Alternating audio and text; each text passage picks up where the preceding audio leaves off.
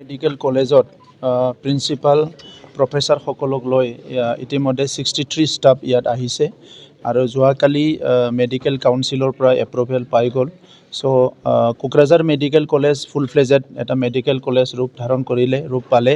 ইয়াৰ কাৰণে অসমৰ মুখ্যমন্ত্ৰী ডক্টৰ হিমন্ত বিশ্ব শৰ্মা ডাঙৰীয়াক আমি বড়োলেণ্ডবাসী হৈ কোকৰাঝাৰবাসী হৈ সকলো আমি ধন্যবাদ জনাইছোঁ কি আমাৰ লোৱাৰ আছামত আৰু বড়োলেণ্ডৰ হেডকোৱাৰ্টাৰত তেনেকুৱা এখন ভাল ইনষ্টিটিউশ্যন আমি পাবলৈ সক্ষম হৈছোঁ।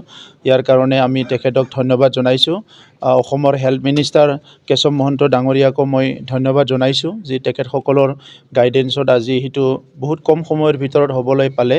তো ইয়াৰ কাৰণে ধন্যবাদ জনাইছোঁ আৰু আমাৰ প্ৰিন্সিপালৰ পৰা আদি কৰি সকলো ষ্টাফক যিখিনি আমাৰ ইয়াত teaching staff non teaching staff আছে তেখেতসকলকো কংগ্ৰেচুলেশ্যন জনাইছোঁ।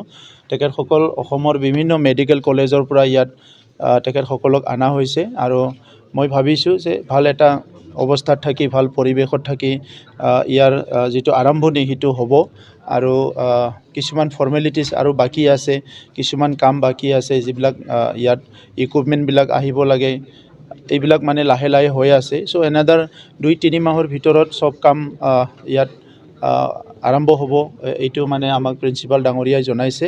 চ' আমি সকলো আনন্দিত হৈছোঁ আৰু বড়োলেণ্ড চৰকাৰৰ তৰফৰ পৰা এইখন ইনষ্টিটিউশ্যন আগলৈ লৈ যোৱাত আমাৰ পৰা যিখিনি সহায় লাগে এইটো আমি এনি টাইম সহায় কৰি যাম আৰু আৰম্ভণিৰ পৰাই আমি ভাবিছোঁ যে সেইটো সকলো দিশৰ পৰা খুব প্ৰপাৰলি ইন প্ৰপাৰ ৱে আৰু সকলো ঠিকমতে আমি কৰি যাব পাৰিম বুলি আশা কৰিছোঁ।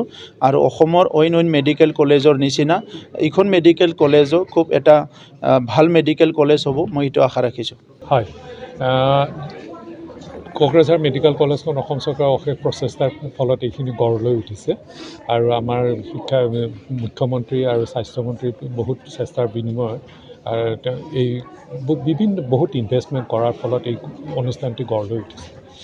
ইয়াতে বৰ্তমান আমাৰ 62 ছিনিয়ৰ ফেকাল্টি আছে প্লাছ আৰু বৰ্তমানলৈকে 21 আমাৰ জুনিয়ৰ ফেকাল্টি আছে আৰু আহিব। কাৰণ MCR নৰ্মছ মতে এইটো ষ্টেপ বাই ষ্টেপ ইয়াৰ টু ইয়াৰ ইনক্ৰিজ কৰা হৈ থাকিব। ইয়াত এতিয়া বৰ্তমান আমি যোৱা 2 তাৰিখৰ পৰা আমি আউটডোৰ আৰম্ভ কৰিছোঁ। Medicine, surgery, ENT, orthopaedics, paediatrics এইবোৰ আৰম্ভ হৈছে। গাইনিকলজিও আৰম্ভ হৈছে আৰু আমি সাজু হৈ আছোঁ, আমি ইনডোৰো আৰম্ভ কৰিম। আৰু OT আৰু ICU অতি সুন্দৰকৈ বনাইছে ইয়াতে। গোটেইকেইটা OT মডুলাৰ OT বনাইছে, য'ত আমাৰ পুৰণি কলেজ কিছুমানতে মডুলাৰ OT নাই। আৰু গোটেই কেম্পাছটো অতি সুন্দৰ প্লেনিং হৈছে। হস্পিটেলটো এটা ছেকশ্যনত, আউটডোৰ এটা ভাগত, এডমিনিষ্ট্ৰেটিভ বিল্ডিং এটা ভাগত আৰু আমাৰ কেম্পাছটো ৰেচিডেঞ্চিয়েল কেম্পাছ এটা বেলেগ ভাগত।